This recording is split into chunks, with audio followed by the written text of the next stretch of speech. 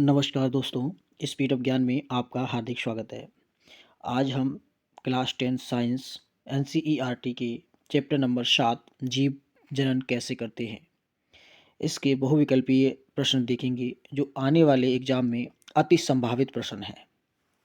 आपको UP board में यहीं से प्रश्न देखने को मिलेंगे। प्रश्न नंबर 1 देखेंगे कि पौधे में कायिक प्रवर्धन के लिए कौन सा भाग अधिक अनुकूल होता है। ठीक है, तो ऑप्शन ए तना, बी पत्ती, सी जड़, ऑप्शन डी प्रकलिका। तो इसका जो राइट ऑप्शन है वो आपका तना हो जाएगा। ठीक है, लेकिन आपकी बुक में प्रकलिका दे रखा है। ठीक है, जो कि गलत है, क्योंकि जो अधिक पौधों में कायिक प्रवर्धन के लिए जो अधिक अनुकूल भाग होता है वो तना होता है। ठीक है, प्रश्न नंबर 2 देखेंगे, जाइगोट में गुणसूत्रों की संख्या होती है। तो बताएंगे जाइगोट्स में गुणसूत्रों की संख्या कितनी होती है।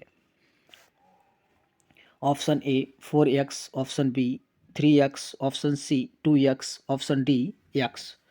तो कौन सा ऑप्शन सही हो जाएगा? तो इसका आपका ऑप्शन नंबर सी सही हो जाएगा, 2x। ठीक है,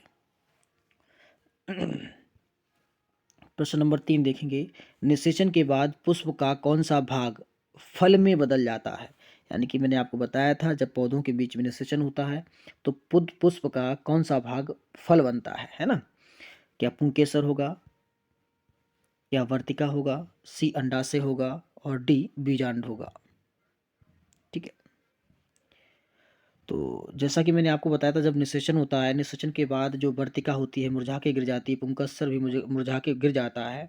ठीक है, इसलिए हमारा ऑप्शन नंबर इसका सी सही हो जाएगा। अंडाशय जो होता है वो हमारा किसमें फल में बदल जाता है। ठीक है, नेक्स्ट देखेंगे प्रश्न नंबर 4, पराग कणों का पराग कोश से वर्तिकाग्र तक स्थानांतरण कहलाता है। तो परागकण जो होते हैं उसके पराग कोश से और वर्तिकाग्र तक जो स्थानांतरण होता है उसे हम क्या कहेंगे? ऑप्शन नंबर ए हो जाएगा परागकण, बी हो जाएगा अंडोत्सर्ग, सी निषेचन, डी हो जाएगा इनमें से कोई नहीं। आप जवाब देंगे इसका क्या सही होगा।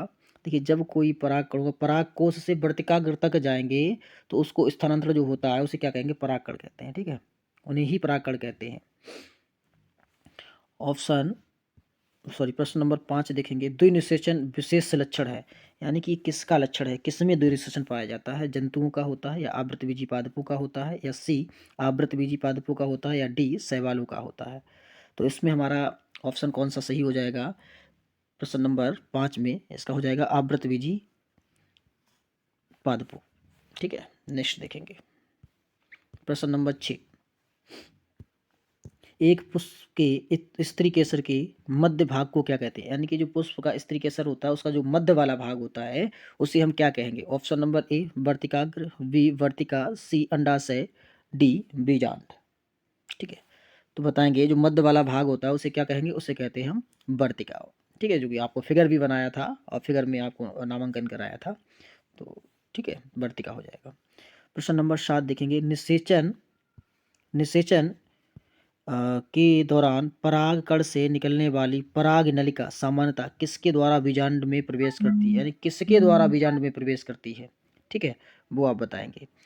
ए अध्यावरण के द्वारा, बी बीजांड का एक द्वारा, सी निभागी के द्वारा, या अंड द्वार के द्वारा। ठीक है, तो बताएंगे जल्दी कौन सा ऑप्शन सही हो जाएगा। देखिए, जो पराग नलिका होती है वो किसके द्वारा बीजांड में प्रवेश करेगी? तो वो अंड द्वार के द्वारा करती है प्रवेश। ठीक है, क्वेश्चन नंबर 8 देखेंगे, मुकुलन पाया जाता है, किसमें मुकुलन पाया जाता है? प्लेनेरिया में होता है क्या, हाइड्रा में होता है, या लिस्मानिया में होता है, या इन सभी में होता है? तो इसका कौन सा ऑप्शन सही हो जाएगा? आपको कई बार बताया कि मुकुलन आपका हाइड्रा में पाया जाता है और ईस्ट में पाया जाता है, तो इसमें हाइड्रा दिया गया, आपका हाइड्रा ऑप्शन सही हो जाएगा। ठीक है, क्वेश्चन नंबर 9 देखेंगे, पुष्प के कितने भाग होते हैं? है ना, बड़ा ही सिंपल प्रश्न है, आपको कई बार बता रखा है कि पुष्प के कितने भाग होते हैं। पुष्प के 4 भाग होते हैं। ठीक है, नेक्स्ट देखेंगे, सॉरी, क्वेश्चन नंबर 10, पराग नलिका में नर युग्मक की संख्या कितनी होती है? यानी कि जो पराग नलिका होती है उसमें नर युग्मक कितने होते हैं? तो बताएंगे आप। तो उसमें नर युग्मक की संख्या आपकी 1 होती है, या 2 होती है, 3 होती है, या 8 होती है। ठीक है। तो उसमें आपके नर युग्मक परागनलिका में 2 होते हैं, एक नर, हाँ 2 होते हैं परागनलिका में नर युग्मक। तो ऑप्शन नंबर आपका बी सही हो जाएगा। ठीक है। 11 परिवार नियोजन की स्थायी विधि क्या है, यानी कि जो एक पढ़ाया था आपको अस्थायी विधि और स्थायी विधि, तो इसमें से आपको कौन सी स्थायी विधि बतानी है, कौन सी है। गर्भ निरोधक गोलियां होती हैं, या निरोध का प्रयोग होता है, या बैक्सोटॉमी होता है, या गर्भ समापन होता है। देखिए गर्भ निरोधक गोलियों से क्या होता है कि कुछ टाइम के लिए होता है, ये ना, ये स्थायी विधि नहीं है। वैसे ही निरोध का अगर प्रयोग करते हैं तो वो भी सीमित समय के लिए होता है, लेकिन और गर्भ समापन क्या, गर्भ का समाप्त करना होता है ना, तो ये भी नहीं होगा। इसका मतलब क्या, आपका ऑप्शन नंबर सी हो जाएगा, वैसेक्टोमी। ठीक है। इससे क्या होता है कि आपका ये स्थायी विधि है और दोबारा इससे आपका गर्भ नहीं ठहरेगा। ठीक है। नेक्स्ट देखेंगे 12 क्वेश्चन नंबर, अलैंगिक जनन मुकुलन द्वारा होता है। अलैंगिक जनन मुकुलन द्वारा, यानी कि मुकुलन द्वारा किस में होता है ये अलैंगिक जनन, ये पूछा गया है। तो आप बताएंगे क्या अमीबा में होता है, बी ईस्ट में होता है, सी प्लाज्मोडियम में होता है, और डी लिस्मिया में होता है। ये तो मैं अभी आपको बताया था जब वो हाइड्रा वाला आया था ना, तो इसका ऑप्शन नंबर बी हो जाएगा। क्वेश्चन नंबर 13 देखिए, निम्न में से कौन मानव के मादा जनन तंत्र का भाग नहीं है। देखिए कितनी बार पूछा गया है, 19, 20, 22 है ना, 23, तो इतनी बार आया है ना, इतना इंपॉर्टेंट क्वेश्चन है। और आपको डिटेल में मैंने बड़ा सा पढ़ाया था कि मादा जनन तंत्र के भाग कौन से होते हैं और नर जनन तंत्र का भाग कौन सा होता है, तो आप बड़ा सिंपल तरीके से कर पाएंगे। ऑप्शन नंबर ए अंडाशय, बी गर्भाशय, सी शुक्रवाहिका और डी डिंब वाहिनियाँ।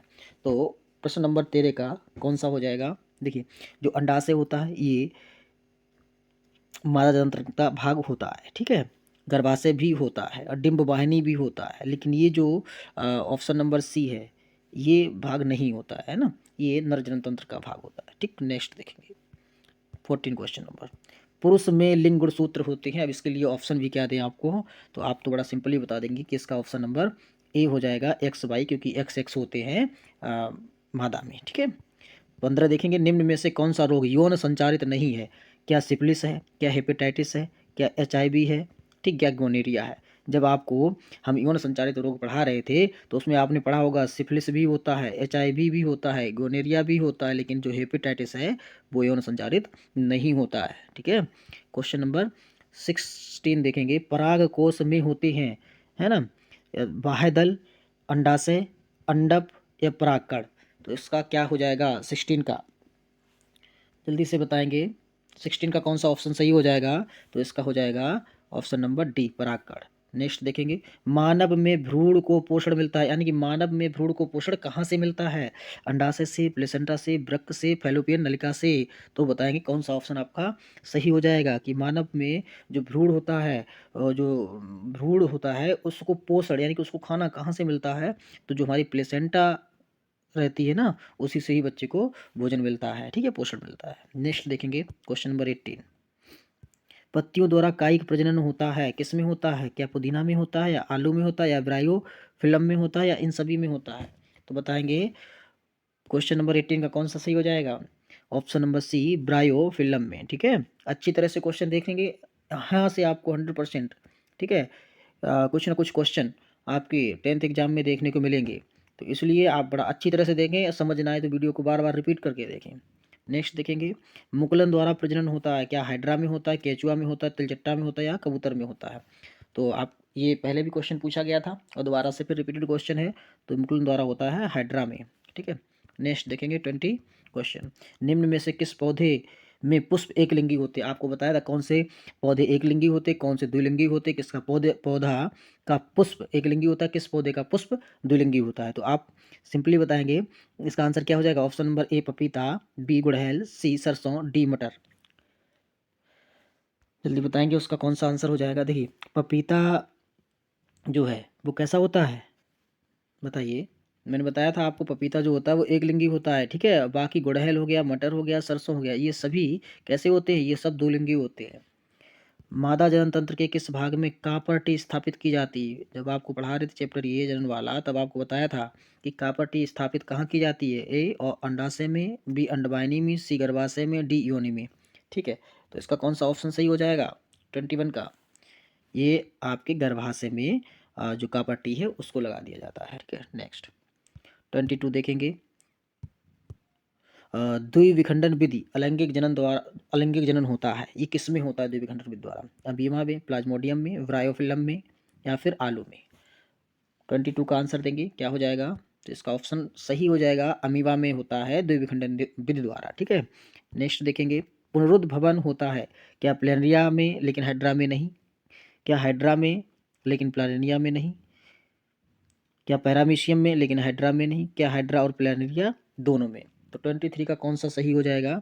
देखिए, इसमें एक में हाइड्रा में नहीं लिखा है, ये तो होता है। ठीक है, हाइड्रा इसमें दोनों में नहीं है, गलत है।